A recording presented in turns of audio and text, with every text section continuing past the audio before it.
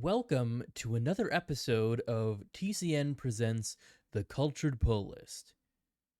Continuing with our horror themed comics, we will be covering The Sandman Volume 1 by Neil Gaiman. So, without further ado, let's get into it.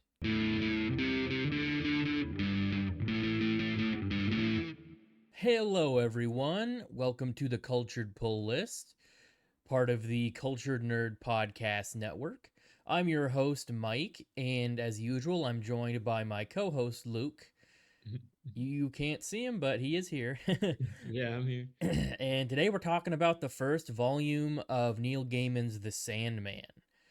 His super popular 1989 comic series really thrust him into the limelight in the comics industry and everything. And yeah, it's a pretty interesting story, kind of continuing with our horror-esque books for December, October. Yeah, so let's just get right into it. Now, before we get into this story, it's kind of important to understand like the main characters, specifically the main character Dream, aka Morpheus. Now, he is a member of the Endless, which are basically these immortal, timeless beings that control the different aspects of the universe. So there's Dream, who's the main character, and his siblings. They're all they're all siblings. Dream, Destiny, Delirium, Despair, Desire. Um, And the only ones we'll really see in this book are Dream, obviously, because he's the main character, and Death. But the other ones do show up in later books and later volumes. The Sandman, Volume 1, Preludes and Nocturnes, was written by Neil Gaiman, with art by Sam Keith, Mike Dringenberg, and Malcolm Jones III. The colorist was Daniel Vazzo, and the letterer was Todd Klein. And this volume covers the first 6 issues of the series, and those were released between January and June of 1989. So our story begins with Dr. Hathaway, a curator at the London Museum, bringing an ancient book of spells to Roderick Burgess, who was a well-known sorcerer and cult leader. And Roderick Burgess's plan is to use a spell to capture Death, Morpheus, the Sandman's sister, and imprison her and basically take control over Death so nobody will die again. And he promises to bring back Dr. Hathaway's son, who has died overseas. I believe during the war, because this takes place in 1916 during World War I. So Roderick Burgess takes the book and he proceeds with his spell to capture Death. Meanwhile, we're introduced to a couple young girls, Ellie Marston and Unity Kincaid, as well as a young African boy named David and a young French boy named Stefan, who is in the trenches during World War I. And we will circle back to these characters a little later. So, as Roderick performs the ceremony, the ritual, he ends up actually summoning and trapping Dream, Morpheus, our main character. And seeing that it's not Death, they still strip him of his robes as well as his helmet, his helm, his stone, his power stone, his red ruby, and his bag of magical sand. And they trap him in a glass containment, a glass orb, where he stays there for years. And while this happens, we see that around the world, many people are afflicted by either continual sleep or continual insomnia, unable to sleep. So we see Ellie Marston and Unity Kincaid are afflicted with sleeping, whereas David is unable to sleep as well. He comes in and out of sleeping, but he doesn't dream. And then we have Stefan, who is unable to sleep at all, and his doctors think it's shell shock, but it's actually because Dream was captured. It's throwing everything out of whack in the dream world. So many years go by. The Dr. Hathaway realizes the error of his ways and commits suicide and leaves a note incriminating Roderick Burgess, but Roderick's able to use a spell to burn the suicide note. So 10 years have passed. It's 1926, and Alex Burgess, Roderick's son, figures out from some ancient occult books that they captured dream, not death. Roderick had already figured this out, but he wanted his son to figure it out himself because Alex is going to take over from Roderick when Roderick dies.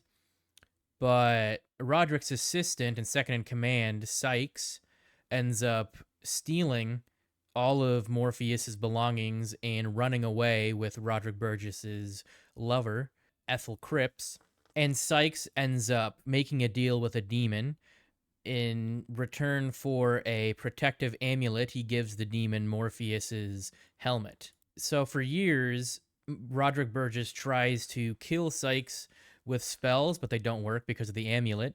But after years and years of trying, Sykes's protection is finally gone as Ethel Cripps leaves him and takes all of the belongings, including his amulet. So, let's just say the spell works. So, we also see that everyone's still affected by continual sleep or not being able to sleep. And a man named Wesley Dodds feels compelled by some dreams he has. He's actually able to dream to don a mask and a hat and just like a suit and become a vigilante known as the Sandman. And this is actually the classic like golden age Sandman in DC Comics. And so this is kind of a retcon origin story for him. It's kind of interesting. So the year is now 1947. It's been over 30 years. Roderick Burgess is close to death, and with pretty much his final breaths, he yells at Morpheus in his cage, who this whole time, these many decades, has not cooperated with them at all, has not told them anything, hasn't actually spoken a word. He's just sat naked in his glass cage, waiting for his chance to escape. So Roderick Burgess dies, and Alex Burgess takes over. And even more years pass. Morpheus still doesn't tell anybody anything, doesn't say a word, much to Alex's chagrin now. So years and years. Now it's 1988, been over 70 years, and Alex is now an old man. Alex keeps visiting Morpheus, though it doesn't seem to do any good. And one fateful day, Alex visits Morpheus, and as he's wheeled away in his wheelchair, the wheel on his chair breaks the circle that's been helping shield Morpheus's mind from controlling anybody, entering anybody's dreams. So he waits for the guards to fall asleep, and then he enters one of their dreams and takes some sand from the dream. And then he plays dead, pretends to be in trouble, so they'll open his cage, his glass imprisonment, and he's able to use the sand to knock them out, as well as open a portal to the dream world, to the dreaming. And he's able to gather his strength by eating some food in other people's dreams. Meanwhile, people start to wake up around the world, including David and Unity Kincaid. Morpheus then returns to Alex Burgess and seeks his revenge on him, cursing him with eternal waking, meaning he keeps waking up from his dream, but it just leads to another dream. It's pretty much like a nightmare version of Inception. So then Morpheus makes his way into the dreaming, into his kingdom, and he comes across the house of Cain and Abel, and they take him in, feed him some food to give him some strength, and they give him their letters of commission, which apparently, because they were created by Morpheus, they hold some of his power, so he's able to consume them and gain even more strength.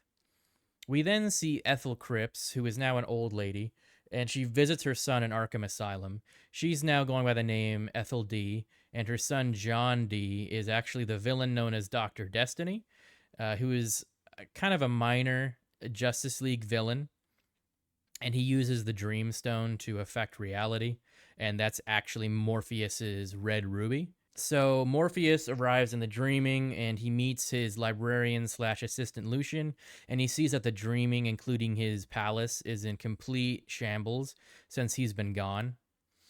And we also cut back to Cain and Abel for a bit, and we kind of see their really messed up dynamic where Cain gets mad with Abel and kills him, but then Abel begins regenerating and coming back to life, and it's kind of an endless cycle because they're based off of the biblical brothers Cain and Abel. So to find his lost helmet, amulet, or ruby and bag of enchanted sand, Morpheus consults this 3-in-1 person who can basically give answers, but only one answer per person. There's like a grandmother, a mother, and a daughter persona. So Morpheus asks each of them where one of his belongings is, and they tell him that John Constantine, the paranormal investigator, has his bag of sand. He was the last person to purchase the bag of sand. Then they tell him that a demon has Morpheus's helmet, and they say that the Justice League actually has Morpheus's red ruby, which they confiscated from Dr. Destiny. So Morpheus decides to visit John Constantine first because he thinks that will be the easiest of the three to get. So we see John Constantine just kind of living his life in England, kind of a total mess, but we're shown who actually has the bag of sand. Her name is Rachel, and she is using the sand to pretty much like a junkie. She's using it as a drug to just continually dream, but her body is wasting away. The sand is the only thing keeping her alive.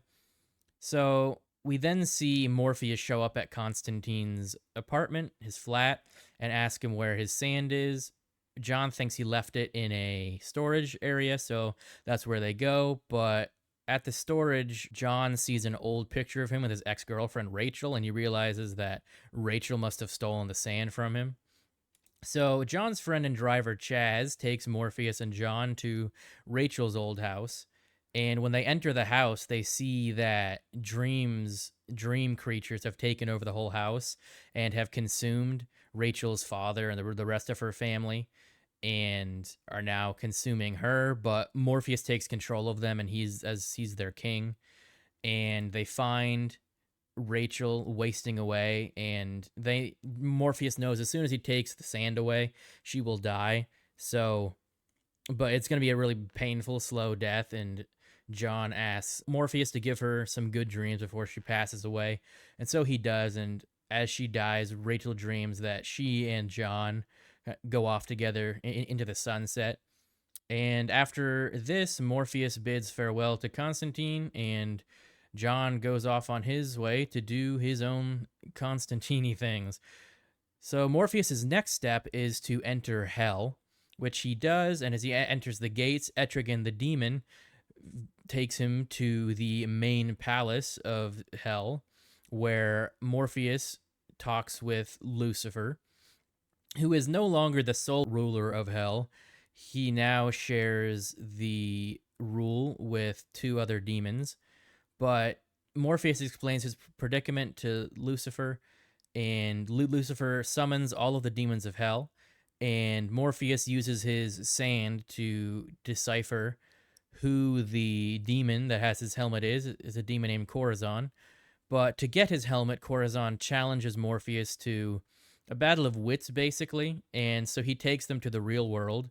That's the battlefield he chooses. And basically the battle goes where it's kind of like a really intense game of rock, paper, scissors, where they keep having to, it's basically they have to imagine what can defeat whatever they can summon. Basically, it's kind of hard to explain, but Morpheus ends up defeating Corazon by outsmarting him and is able to get his helm and makes it out of hell, though he not without some threats from Lucifer and the other demons. Let me go back to John D., whose mother has died, but before she died, she mailed John the protective amulet she stole from Sykes, so he's able to use the amulet to escape Arkham Asylum, but not before running into Jonathan Crane, aka Scarecrow. Meanwhile, Morpheus is on his way to finding the amulet, so he goes to the Justice League headquarters where he meets Scott Free, aka Mr. Miracle, and asks him where his ruby is, but Mr. Miracle's kind of new to the Justice League, so he isn't quite sure. He has to look it up where he finds that it's Dr. Destiny's stone, and he's not really sure where it is, so they decide to go to Martian Manhunter to see if he knows, because he was one of the ones that fought Dr. Destiny. Meanwhile, John Dee hitches a ride at gunpoint with a middle-aged woman and kind of explains his predicament to her because she asks, and as they go on, he becomes less threatening and she kind of lowers her guard. Back at Martian Manhunter's place, Martian Manhunter actually sees Morpheus as a Martian version of himself. That's kind of how Morpheus works. He appears differently to different people, not only different aliens, but different people from different countries, which is kind of an interesting detail. But he explains that the ruby is in a Justice League storage area in a town called Mayhew. So Morpheus is able to get there before John does with his ride, but John Dee has manipulated the amulet and the ruby and modified it to the point where Morpheus isn't able to take control of it, and it actually drains some of his power and knocks him out. So when John Dee shows up, he steps over Morpheus's body and takes his ruby and heads to a 24-hour diner. Now, this whole story has a wide cast of characters. This is Judy and her. They all kind of have their own personal issues. Judy is upset because her girlfriend Donna dumped her because she hit her. And then there's Bet, the waitress, who is an aspiring writer. And then there's this young guy who's going to interview at a plant nearby. And then there's two executives, husband and wife, and they kind of have a fraught relationship because he cheats on her. And then there's a truck driver named Marsh, and yeah, there's some weird stuff with him that we don't know until later. But John sits there a while and just kind of observes everybody, but then he starts using the amulet to not only mess with the people in the diner, but with people around the whole world. He messes with their minds. And for the next 24 hours, he basically tortures these people in many different ways. He forces them to fight each other. He forces them to worship him. He forces them to reveal their deepest, darkest, messed up secrets, which seem to be a lot of weird sexual stuff. And he forces them to see visions, see weird dreams, have sex with each other, and eventually mutilate themselves and each other. And by hour 22, all of them are dead. They've either killed themselves or each other.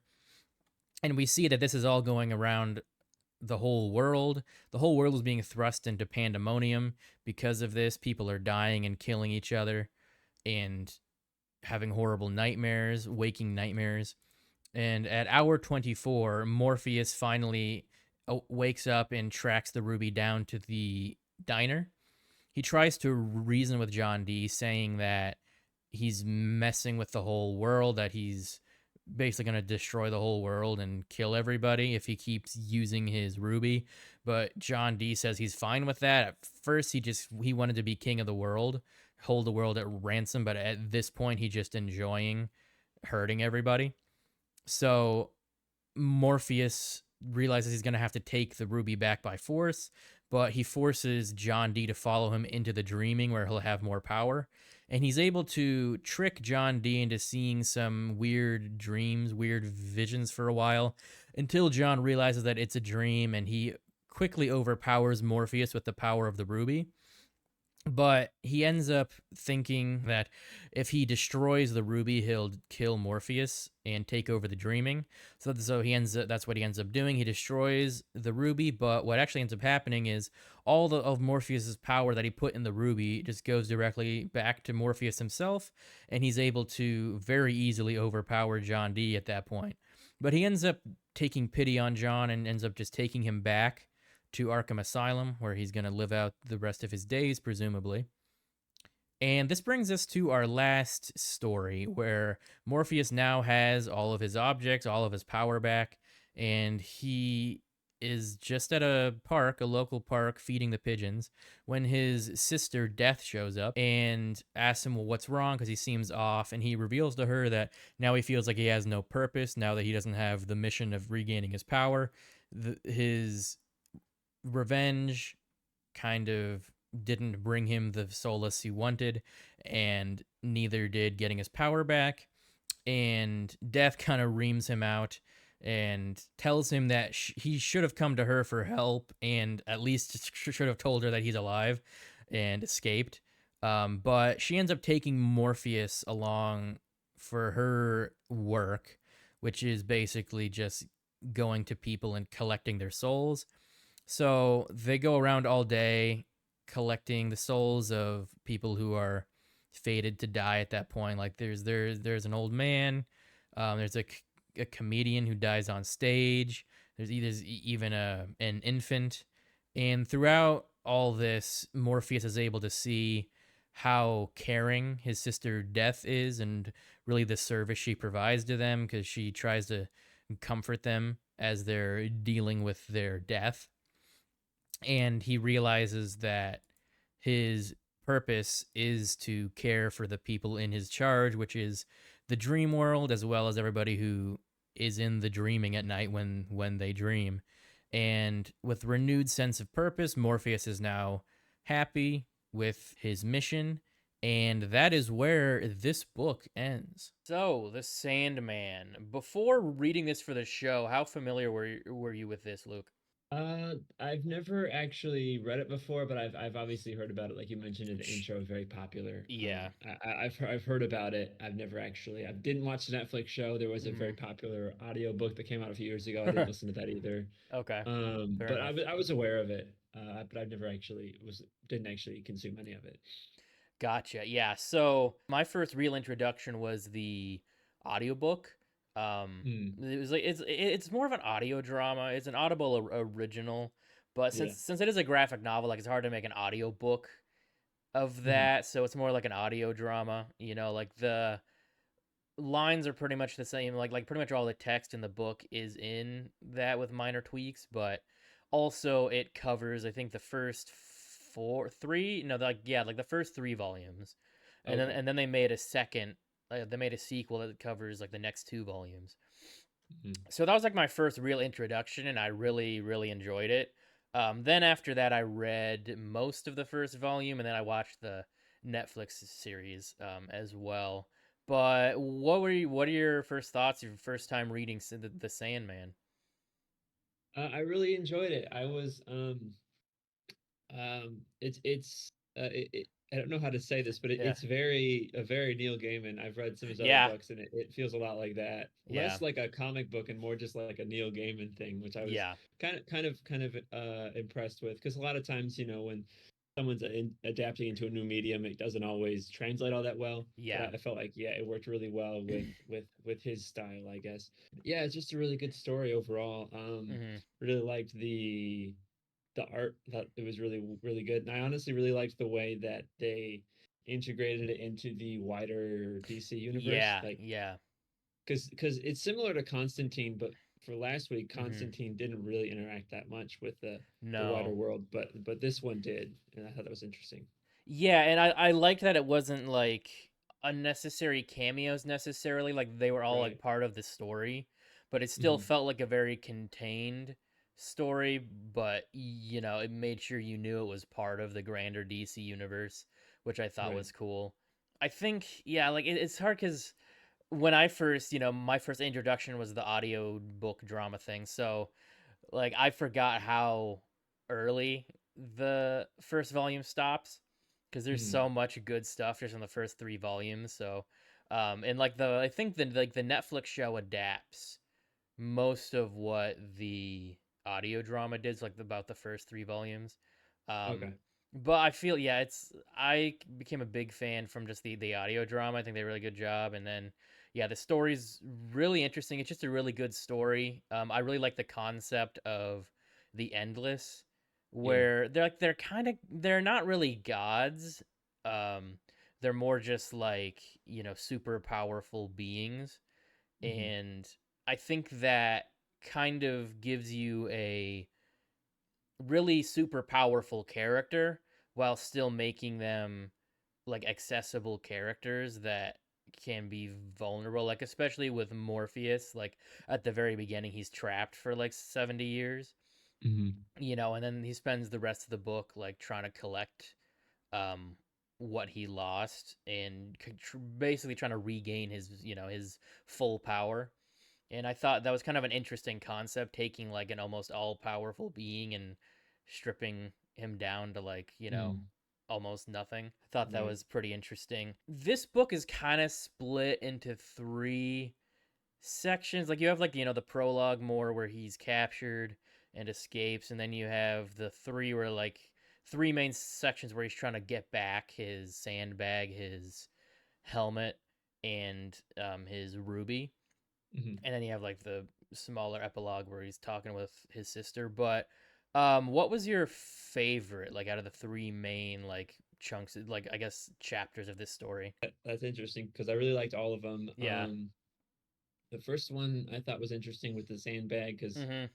because he mentions it in the book. It's kind of like a self-aware thing. He said it was really easy and because it was the shortest one, I think, and he Oh kind of yeah, shows that's up true. with Constantine, and they just kind of take it from that one girl. Yeah. I mean, it's still cool the way that they go into that house and stuff, but Mm-hmm. the next one I thought it was really funny. They go to, it's not really funny, but it was Yeah. interesting because they go to hell, and there are, I don't know how, because like we mentioned, he Neil Gaiman integrated references to the DC universe really well and naturally, Mm-hmm. but there Mm-hmm. was several references to Dante's Inferno that were kind of just Yeah. on the nose, because like right in the beginning of when he goes to hell, he's like, I walked through the suicide forest and then into the city of Dis, and then he doesn't really Mm. mention it ever again, and it's like, okay, Yeah. are you just referencing Dante's Inferno just to reference it? I don't understand. Yeah, I don't know. He what he seems to like to do is just blend a lot of different like lore and ideas about that kind of stuff, like heaven and Hmm. hell and angels and demons and stuff. He's Neil Gaiman seems to do that kind of stuff a lot in his stories. Yeah, that's fair. But yeah, I did really like all the hellish imagery. But I think I really like, I think my the Ruby's probably my favorite because it takes up Mhm.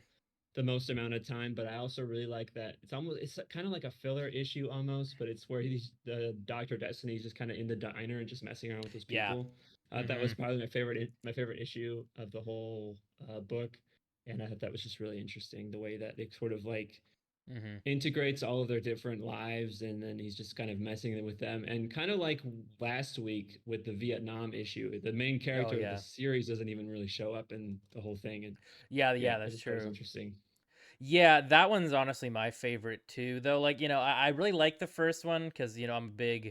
Constantine fan, but, it is kind of short. I think the whole thing with the Right. Ruby is the most interesting. And yeah, I think there's just something really unique about that whole diner issue because Hmm. it's like horrifying, but it's also really gripping, and Yeah. interesting, and like it really captures your attention. Yeah, the only thing I didn't love about it, which this is just kind of a personal thing, is that at the end Morpheus just kind of takes him back to the asylum and like basically tucks him in bed. Is like there's like a reason, Mm. but I kind of wanted him to kick his ass a little bit, like Yeah, I after think all the messed it's up stuff. But like he did say like the ruby like perverted his mind or whatever. yeah, and it's also one of those things where because like Dr. Destiny's not a huge character, but he's Hmm. used enough that he's like you can't just like kill him off because That's true. they're gonna use him in the future, so you have to kind of return to the status quo to some extent. I think That's that's kind of true. what that was. I think. Yeah, probably. There were a couple stories that I want to just mention real briefly because I really like them, though they're not in this volume. Hmm. There's one that I find really fun where Morpheus and his sister Death meet this guy in like I think it's like the 1500s in some pub, and the guy says he doesn't want to die, like ever. So he and Morpheus make a deal where like Death will let him stay alive like forever, and every 100 years they'll meet in that same pub and like catch up, and Morpheus will be Mm. like, oh, so like you've been alive for a while, you want to die now. So it's really interesting how they meet like just for one day like every 100 years, and you see how both characters change. Yeah. And at the very end, like they meet up after Morpheus's imprisonment, and you really see how much he's changed from like before he was imprisoned to after. Hmm. And I think that story's really good. And I think the Netflix adaptation did that like perfectly. They did a really good job with Mm. that episode. And there's also another episode where there's this writer who like wrote a really big hit, but then like he couldn't um come up with another one. So he makes a deal with some other famous author who's kind of a has-been, who has somehow like kidnapped one of the Greek muses and is Mm. using her for inspiration, but like it's pretty messed up because he basically has to rape her to like use her Uh, gifts. uh-huh. So then he passes off to her, and like there's like this moral dilemma where this author is like, do I let her go, or do I use her like this other guy did? And he ends up making the bad choice, but it turns out Morpheus and this, I don't know what to call her because she's not really a girl because she's a muse. She's more of like a ancient Greek entity, but Hmm. apparently she and Morpheus had a thing together and had a son together.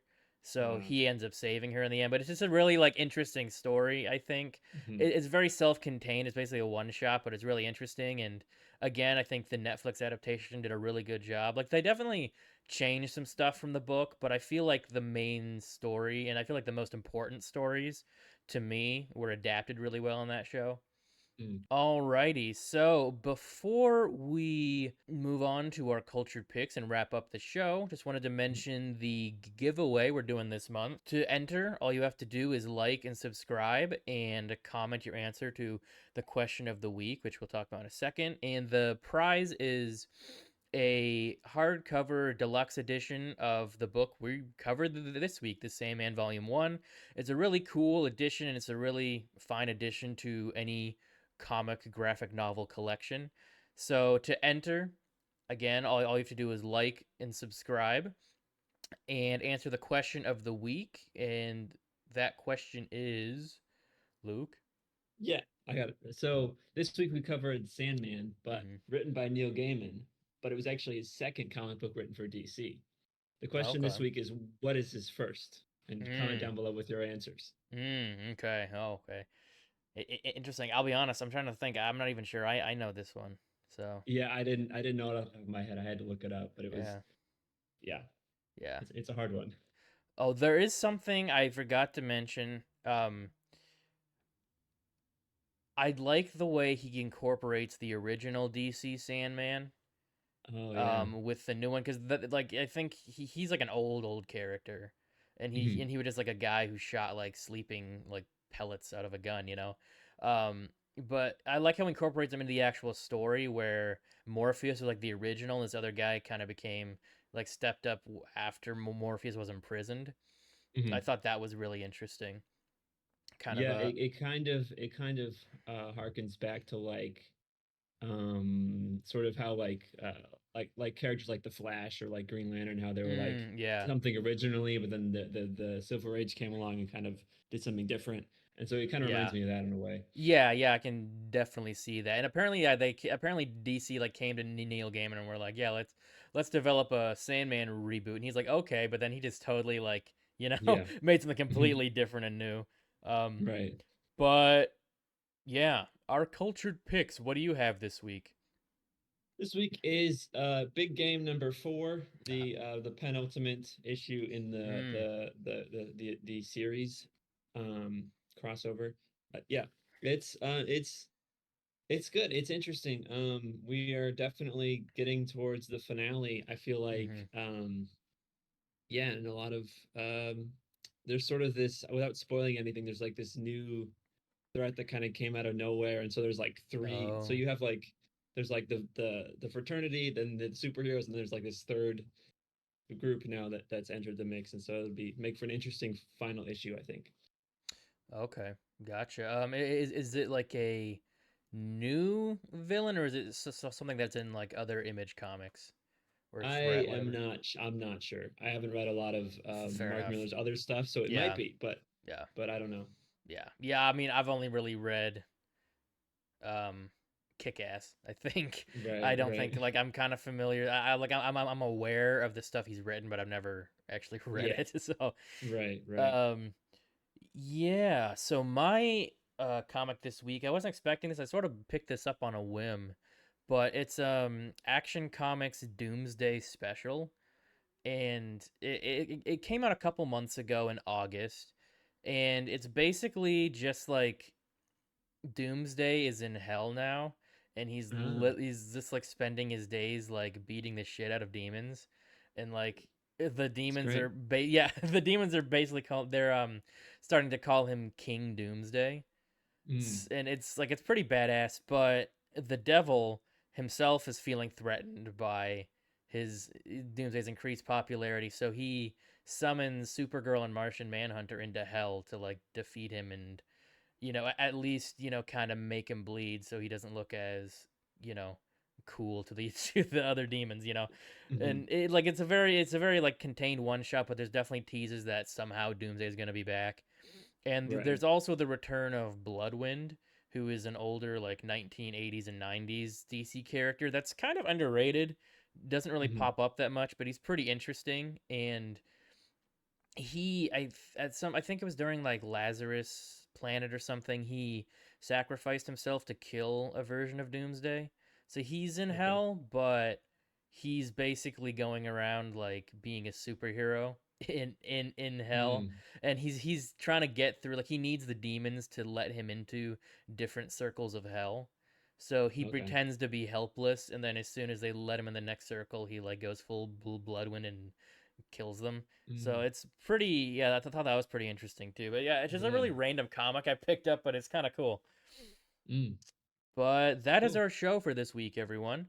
Thanks so Yeah. much for watching, and we will see you next time. This has been TCN Presents The Cultured Pull List. If you would like to support us on Patreon to help us bring you more content, check us out at patreon.com/theculturednerd and look for our show specific tier if you would like to support our show specifically. I have been your host, Michael Malillo. My co host has been Luke S. Our logo was designed by Jose Navarro, and our intro was designed by me. Thank you so much for joining us. Please like and subscribe, that really helps a lot. Scan the QR code on the bottom left to check out The Cultured Nerd on social media. And scan the QR code on the bottom right to check out me and Luke's other brand, Casual Experts, on social media, YouTube, and our other podcast. Thanks again for joining us. We'll see you next time.